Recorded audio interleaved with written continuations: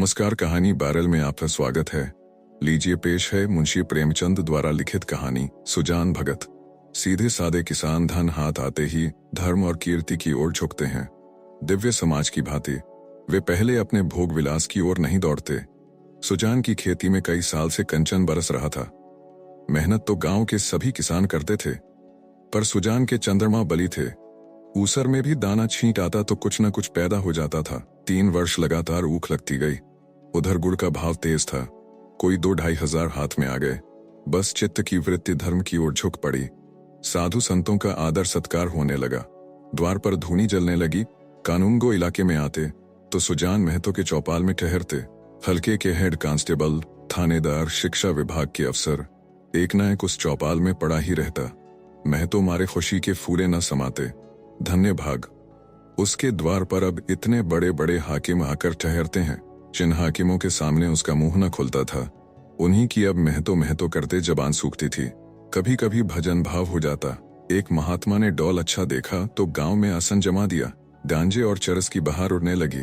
एक ढोलक आई, मजीरे मंदाए गए, सत्संग होने लगा। ये सब सुजान के दम का जलूस था। घर में सेरो दूध होता, मगर सुजान के कंठ तले एक बूंद भी जाने की कसम थी। कभी हाकिम लोग चखते, कभी महात्मा लोग। किसान को दूध घी से क्या मतलब, उसे रोटी और साग चाहिए। सुजान की नम्रता का पारावार न था। सबके सामने सिर झुकाए रहता। कहीं लोग यह न कहने लगे कि धन पाकर उसे घमंड हो गया है। गांव में कुल 3 कुएं थे। बहुत से खेतों में पानी न पहुंचता था, खेती मारी जाती थी। सुजान ने एक पक्का कुआं बनवा दिया। कुएं का विवाह हुआ, यज्ञ हुआ, ब्रह्मभोज हुआ। जिस दिन पहली बार पुर चला, सुजान को मानो चारों पदार्थ मिल गए। जो काम गांव में किसी ने न किया था, वह बाप दादा के पुण्य प्रताप से सुजान ने कर दिखाया। एक दिन गांव में गया कि यात्री आकर ठहरे। सुजान ही के द्वार पर उनका भोजन बना। सुजान के मन में भी गया करने की बहुत दिनों से इच्छा थी। यह अच्छा अवसर देखकर वह भी चलने को तैयार हो गया। उसकी स्त्री बुलाकी ने कहा, अभी रहने दो, अगले साल चलेंगे। सुजान ने गंभीर भाव से कहा, अगले साल क्या होगा कौन जानता है। धर्म के काम में मीन मेख निकालना अच्छा नहीं। जिंदगानी का क्या भरोसा, बुलाकी हाथ खाली हो जाएगा। सुजान, भगवान की इच्छा होगी तो फिर रुपए हो जाएंगे। उनके यहाँ किस बात की कमी है। बुलाकी इसका क्या जवाब देती। सत्कार्य में बाधा डालकर अपनी मुक्ति क्यों बिगाड़ती। प्रातःकाल स्त्री और पुरुष व्याह करने चले। वहां से लौटे तो यज्ञ और ब्रह्मभोज की ठहरी। सारी बिरादरी निमंत्रित हुई। 11 गांवों में सुपारी बंटी। इस धूमधाम से कार्य हुआ कि चारों ओर वाह वाह मच गई। सब यही कहते थे कि भगवान धन दे तो दिल भी ऐसा दे। घमंड तो छू नहीं गया। अपने हाथ से पत्तल उठाता फिरता था। कुल का नाम जगा दिया। बेटा हो तो ऐसा हो, बाप मरा तो घर में भूनी भांग भी नहीं थी। अब लक्ष्मी घुटने तोड़कर आ बैठी हैं। एक द्वेषी ने कहा, कहीं गड़ा हुआ धन पा गया है। इस पर चारों ओर से उस पर बौछारें पड़ने लगी। हाँ, तुम्हारे बाप दादा जो खजाना छोड़ गए थे, यही उसके हाथ लग गया है। अरे भैया, ये धर्म की कमाई है। तुम भी तो छाती फाड़ कर काम करते हो। क्यों ऐसी ऊख नहीं जबती, क्यों ऐसी फसल नहीं होती। भगवान आदमी का दिल देखते हैं। जो खर्च करता है उसी को देते हैं। सुजान महतो सुजान भगत हो गए। भगतों के आचार विचार कुछ और होते हैं। वह बिना स्नान किए कुछ नहीं खाता। गंगा जी अगर घर से दूर हों और वह रोज स्नान करके दोपहर तक घर न लौट सकता हो, तो पर्वों के दिन तो उसे अवश्य ही नहाना चाहिए। भजन भाव उसके घर अवश्य होना चाहिए। पूजा अर्चना उसके लिए अनिवार्य है। खान पान में भी उसे बहुत विचार रखना पड़ता है। सबसे बड़ी बात यह है कि झूठ का त्याग करना पड़ता है। भगत झूठ नहीं बोल सकता। साधारण मनुष्य को अगर झूठ का दंड 1 मिले तो भगत को 1 लाख से कम नहीं मिल सकता। अज्ञान की अवस्था में कितने ही अपराध क्षम्य हो जाते हैं। ज्ञानी के लिए क्षमा नहीं है, प्रायश्चित्ता नहीं है। यदि है तो बहुत ही कठिन। सुजान को भी अब भगतों की मर्यादा को निभाना पड़ा। अब तक उसका जीवन मजूर का जीवन था। उसका कोई आदर्श, कोई मर्यादा उसके सामने न थी। अब उसके जीवन में विचार का उदय हुआ, जहां का मार्ग कांटों से भरा हुआ है। स्वार्थ सेवा ही पहले उसके जीवन का लक्ष्य था। इसी कांटे से वह परिस्थितियों को तौलता था। वह अब उन्हें औचित्य के कांटों पर तौलने लगा। यूं कहो कि जड़ जगत से निकलकर उसने चेतन जगत में प्रवेश किया। उसने कुछ लेन देन करना शुरू किया था, पर अब उसे ब्याज लेते हुए आत्मग्लानि सी होती थी। यहाँ तक कि गुओं को दुहाते समय उसे बछड़ों का ध्यान बना रहता था। कहीं बछड़ा भूखा न रह जाए, नहीं तो उसका रुआं दुखी होगा। वह गांव का मुखिया था। कितने ही मुकदमों में उसने झूठी शहादतें बनवाई थीं। कितनों से दौड़ लेकर मामले का रफा दफा करा दिया था। अब इन व्यापारों से उसे घृणा होती थी। झूठ और प्रपंच से कोसों दूर भागता था। पहले उसकी यह चेष्टा होती थी कि मजूरों से जितना काम लिया जा सके लो और मजूरी जितनी कम दी जा सके दो, पर अब उसे मजूर के काम की कम, मजूरी की अधिक चिंता रहती थी। कहीं बेचारे मजूर का रुआ न दुखी हो जाए। वह उसका वाक्यांश सा हो गया था, किसी का रुआ न दुखी हो जाए। उसके दोनों जवान बेटे बात बात में उस पर फप्तियां कसते, यहाँ तक कि बुलाकी भी अब उसे कोरा भगत समझने लगी थी, जिसे घर के भले बुरे से कोई प्रयोजन न था। चेतन जगत में आकर सुजान भगत कोरे भगत रह गए। सुजान के हाथों से धीरे धीरे अधिकार छीने जाने लगे। किस खेत में क्या बोना है, किसको क्या देना है, किसको क्या लेना है, किस भाव क्या चीज बिकी, ऐसी ऐसी महत्वपूर्ण बातों में भी भगत जी की सलाह ना ली जाती थी। भगत के पास कोई जाने ही न पाता। दोनों लड़के या स्वयं बुलाकी दूर ही से मामला तय कर लिया करती। गांव भर में सुजान का मान सम्मान बढ़ता था, अपने घर में घटता था। लड़के उसका सत्कार अब बहुत करते। हाथ से चारपाई उठाते देख लपक कर खुद उठा लाते, चिलम न भरने देते। यहाँ तक कि उसकी धोती छांटने के लिए भी आग्रह करते थे। मगर अधिकार उसके हाथ में न था। वह अब घर का स्वामी नहीं, मंदिर का देवता था। एक दिन बुलाकी ओखली में दाल छांट रहे थे। एक भिखमंगा द्वार पर आकर चिल्लाने लगा। बुलाकी ने सोचा दाल छांट लूं तो उसे कुछ दे दूं। इतने में बड़ा लड़का भोला आकर बोला, अम्मा, एक महात्मा द्वार पर खड़े गला फाड़ रहे हैं, कुछ दे दो, नहीं तो उनका रुआं दुखी हो जाएगा। बुलाकी ने उपेक्षा के भाव से कहा, भगत के पांव में क्या मेहंदी लगी है, क्यों कुछ ले जाकर नहीं दे देते? क्या मेरे 4 हाथ हैं, किस किस का रुआं सुखी करूं? दिन भर तो तांता लगा रहता है। बोला, चौपट करने पर लगे हुए हैं और क्या। अभी महंगू बैंक देने आया था, हिसाब से 7 मन हुए, तौला तो 6.25 मन ही निकले। मैंने कहा 10 सेर और ला, तो आप बैठे बैठे कहते हैं अब इतनी दूर कहाँ जाएगा, भरपाई लिख दो, नहीं तो उसका रुआं दुखी होगा। मैंने भरपाई नहीं लिखी, 10 सेर बाकी लिख दी। बुलाकी, बहुत अच्छा किया तुमने, बकने दिया करो, 10-5 दफे मुंह की खा जाएंगे तो आप ही बोलना छोड़ देंगे। बोला, दिन भर एक ना एक खुचड़ निकालते रहते हैं। 100 दफे कह दिया कि तुम घर गृहस्थी के मामले में न बोला करो, पर इनसे बिना बोले रहा ही नहीं जाता। बुलाकी, मैं जानती कि इनका ये हाल होगा तो गुरुमंत्र न लेने देती। भोला, भगत क्या हुए कि दीन दुनिया दोनों से गए, सारा दिन पूजा पाठ में ही उड़ जाता है, अभी ऐसे बूढ़े नहीं हो गए कि कोई काम ही न कर सकें। बुलाकी ने आपत्ति की। बोला, यह तुम्हारा कुन्याय है फावड़ा, कुदाल अब उनसे नहीं हो सकता, लेकिन कुछ न कुछ तो करते ही रहते हैं। बैलों को सानी पानी देते हैं, गाय दुहाते हैं, और भी जो कुछ हो सकता है करते हैं। भिक्षुक अभी तक खड़ा चिल्ला रहा था। सुजान ने जब घर में से किसी को कुछ लाते न देखा तो उठकर अंदर गया और कठोर स्वर से बोला, तुम लोगों को कुछ सुनाई नहीं देता कि द्वार पर कौन घंटे भर से खड़ा भी खा मांग रहा है? अपना काम तो दिन भर करना ही है, एक क्षण भगवान का काम भी तो किया करो। बुलाकी, तुम तो भगवान का काम करने को बैठे ही हो, क्या घर भर भगवान ही का काम करेगा? सुजान, कहाँ आटा रखा है, लाओ, मैं ही निकाल कर दे आऊं, तुम रानी बनकर बैठो। बुलाकी, आटा मैंने मर कर पीसा है, अनाज दे दो, ऐसे मुड़चिरों के लिए पहर रात से उठकर चक्की नहीं चलाती हूँ। सुजान भंडार घर में गए और एक छोटी सी छबड़ी को जौ से भरे हुए निकले। जौ सेर भर से कम न था। सुजान ने जानबूझकर केवल बुलाकी और भोला को चढ़ाने के लिए भिक्षा परंपरा का उल्लंघन किया था। तिस पर भी यह दिखाने के लिए कि छबड़ी में बहुत ज्यादा जौ नहीं है, वह उसे चुटकी से पकड़े हुए थे। चुटकी इतना बोझ न संभाल सकती थी, हाथ कांप रहा था। एक क्षण विलंब होने से छबड़ी के हाथ से छूटकर गिर पड़ने की संभावना थी, इसलिए वह जल्दी से बाहर निकल जाना चाहते थे। सहसा भोला ने छबड़ी उनके हाथ से छीन ली और त्योरियां बदल कर बोला, सेंध का माल नहीं है, जो लुटाने चले हो छाती फाड़ फाड़ कर काम करते हैं, तब दाना घर में आता है। सुजान ने खिसिया कर कहा, मैं भी तो बैठा नहीं रहता। भोला, भीख भीख की ही तरह दी जाती है, लुटाई नहीं जाती। हम तो एक वेला खाकर दिन काटते हैं कि पति पानी बना रहे, और तुम्हें लुटाने की सूझी है। तुम्हें क्या मालूम कि घर में क्या हो रहा है? सुजान ने इसका कोई जवाब न दिया। बाहर आकर भिखारी से कह दिया, बाबा, इस समय जाओ, किसी का हाथ खाली नहीं है, और पेड़ के नीचे बैठकर विचारों में मग्न हो गया। अपने ही घर में उसका यह अनादर। अभी वह अपाहिज नहीं है, हाथ पांव थके नहीं है, घर का कुछ न कुछ काम करता ही रहता है। उस पर यह अनादर, उसी ने घर बनाया, यह सारी विभूति उसी के श्रम का फल है, पर अब इस घर पर उसका कोई अधिकार नहीं रहा। अब वह द्वार का कुत्ता है, पड़ा रहे और घर वाले जो रूखा सूखा दे दें वह खाकर पेट भर लिया करे, ऐसे जीवन को धिक्कार है। सुजान ऐसे घर में नहीं रह सकता। संध्या हो गई थी।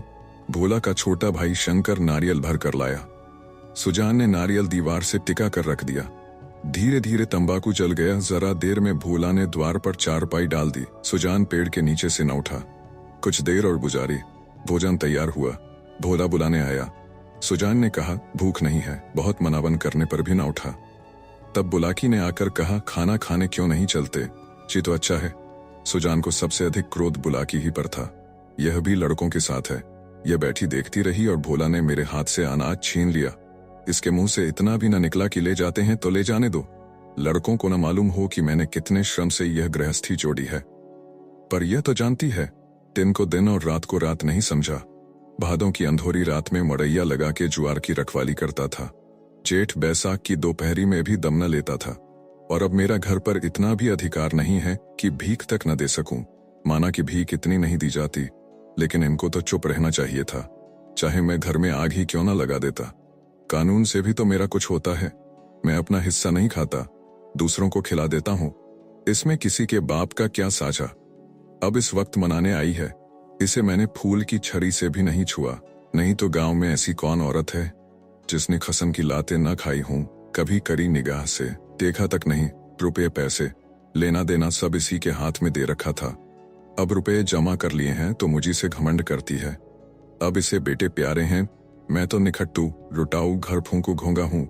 मेरी इसे क्या परवाह। तब लड़के न थे जब बीमार पड़ी थी और मैं गोद में उठाकर बैद के घर ले गया था। आज उसके बेटे हैं और यह उनकी माँ है। मैं तो बाहर का आदमी, मुझसे घर से मतलब ही क्या। बोला, अब खा पी कर क्या करूंगा? हल जोतने से रहा, फावड़ा चलाने से रहा, मुझे खिलाकर दाने को क्यों खराब करेगी? रख दो बेटे, दूसरी बार खाएंगे। बोला कि तुम तो जरा जरा सी बात पर तिनक जाते हो। सच कहा है, बुढ़ापे में आदमी की बुद्धि मारी जाती है। बोला ने इतना तो कहा था कि इतनी भीख मत ले जाओ, या और कुछ? सुजान, हाँ बेचारा इतना कहकर रह गया। तुम्हें तो मजा तब आता जब वह ऊपर से 2-4 डंडे लगा देता। क्यों? अगर यही अभिलाषा है तो पूरी कर लो। भोला खा चुका होगा। बुला लाऊं? नहीं, भोला को क्यों बुलाती हो? तुम ही न जमा दो 2-4 हाथ। इतनी कसर है, वह भी पूरी हो जाए। बुला की, हाँ और क्या, यही तो नारी का धर्म ही है। अपने भाग सराहो कि मुझ जैसी सीधी औरत पाली, जिस बल चाहते हो बिठाते हो। ऐसी मुंहजोर होती तो तुम्हारे घर में एक दिन भी निबाह न होता। सुजान, हाँ भाई, वह तो मैं ही कह रहा हूँ कि देवी थी और हो। मैं तब भी राक्षस था और अब भी दैत्य हो गया हूँ। बेटे कमाऊ हैं, उनकी सी न कहोगी तो क्या मेरी सी कहोगी? मुझसे अब क्या लेना देना है? बुला की, तुम झगड़ा करने पर तुले बैठे हो और मैं झगड़ा बचाती हूँ कि 4 आदमी हंसेंगे। चलकर खाना खा लो सीधे से, नहीं तो मैं जाकर सो रहूंगी। सुजान, तुम भूखी क्यों सो रहोगी? तुम्हारे बेटों की तो कमाई है। हाँ, मैं बाहरी आदमी हूँ। बुला की, बेटे तुम्हारे भी तो हैं। सुजान, नहीं, मैं ऐसे बेटों से बाज आया। किसी और के बेटे होंगे। मेरे बेटे होते तो क्या मेरी दुर्गति होती? बुला की, गालियां दोगे तो मैं भी कुछ कह बैठूंगी। सुनती थी, मर्द बड़े समझदार होते हैं, पर तुम सबसे न्यारे हो। आदमी को चाहिए कि जैसा समय देखे वैसा काम करे। अब हमारा और तुम्हारा निबाह इसी में है कि नाम के मालिक बने रहें और वही करें जो लड़कों को अच्छा लगे। मैं ये बात समझ गई, तुम क्यों नहीं समझ पाते? जो कमाता है उसी का घर में राज होता है। यही दुनिया का दस्तूर है। मैं बिना लड़कों से पूछे कोई काम नहीं करती। तुम क्यों अपने मन की करते हो? इतने दिनों तक तो राज कर लिया, अब क्यों इस माया में पड़े हो? आधी रोटी खाओ, भगवान का भजन करो और पड़े रहो। चलो खाना खा लो। सुजान, तो अब मैं द्वार का कुत्ता हूँ? बुला की, बात जो थी वह मैंने कह दी। अब अपने को जो चाहो समझो। सुजान न उठे। बुला की हार कर चली गई। सुजान के सामने अब एक नई समस्या खड़ी हो गई थी। वह बहुत दिनों से घर का स्वामी था और अब भी ऐसा ही समझता रहा। परिस्थिति में कितना उलट फेर हो गया था इसकी उसे खबर न थी। लड़के उसका सेवा सम्मान करते हैं, यह बात उसे भ्रम में डाले हुए थी। लड़के उसके सामने चिलम नहीं पीते, खाट पर नहीं बैठते। क्या यह सब उसके गृह स्वामी होने का प्रमाण न था? पर आज उसे यह ज्ञात हुआ कि यह केवल श्रद्धा थी, उसके स्वामित्व का प्रमाण नहीं। क्या इस श्रद्धा के बदले वह अपना अधिकार छोड़ सकता था? कदापि नहीं। अब तक जिस घर में राज किया उसी घर में पराधीन बनकर वह नहीं रह सकता। उसको श्रद्धा की चाह नहीं, सेवा की भूख नहीं, उसे अधिकार चाहिए। वह इस घर पर दूसरों का अधिकार नहीं देख सकता। मंदिर का पुजारी बनकर वह नहीं रह सकता, न जाने कितनी रात बाकी थी।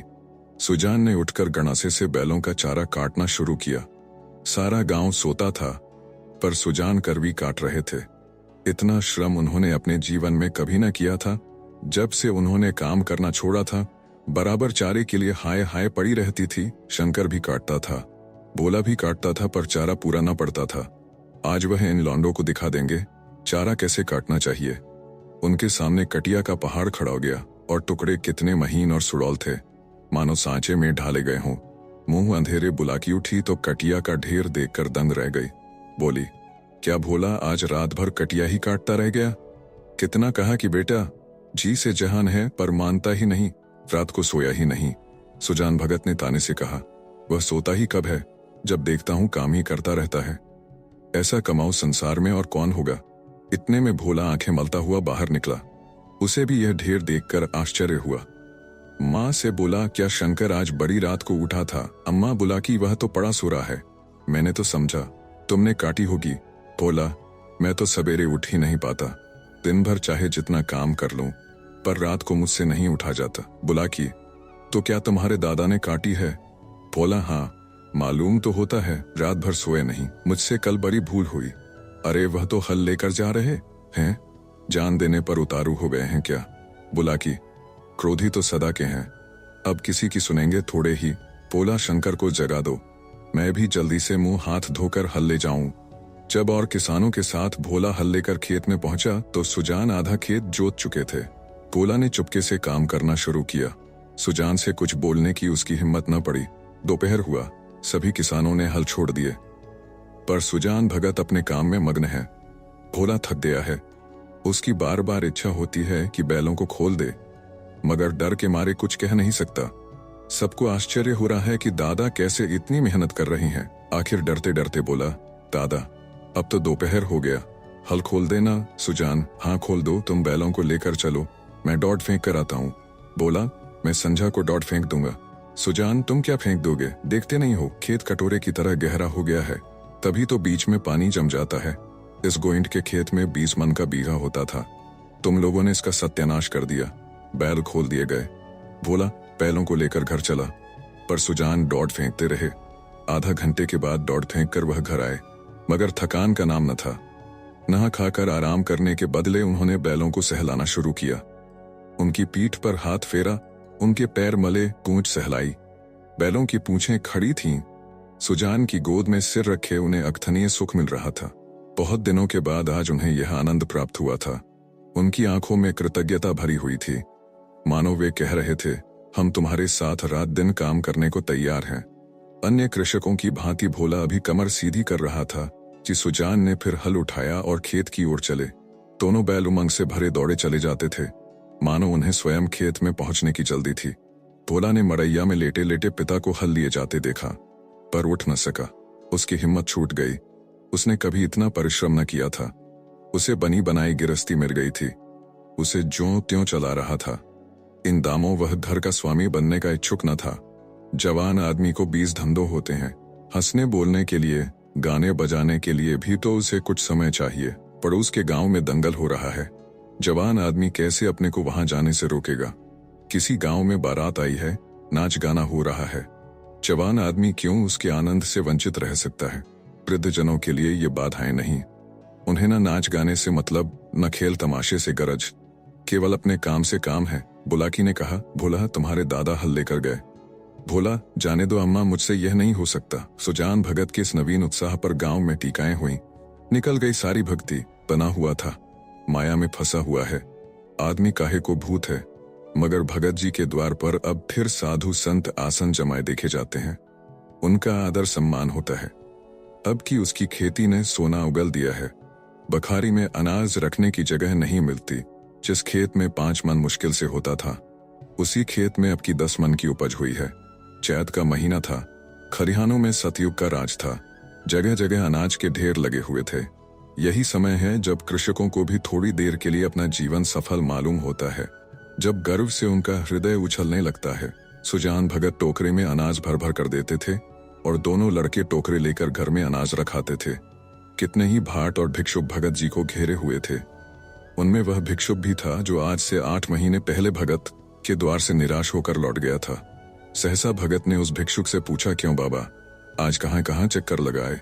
भिक्षुक, अभी तो कहीं नहीं गया भगत जी, पहले तुम्हारे ही पास आया हूँ। भगत, अच्छा, तुम्हारे सामने यह ढेर है, इसमें से जितना अनाज उठा कर ले जा सको ले जाओ। भिक्षुक ने क्षुब्ध नेत्रों से ढेर को देखकर कहा, जितना अपने हाथ से उठा कर दे दोगे उतना ही लूंगा। भगत, नहीं, तुमसे जितना उठ सके उठा लो। भिक्षुक के पास एक चादर थी, उसने कोई 10 सेर अनाज उसमें भरा और उठाने लगा। संकोच के मारे और अधिक भरने का उसे साहस न हुआ।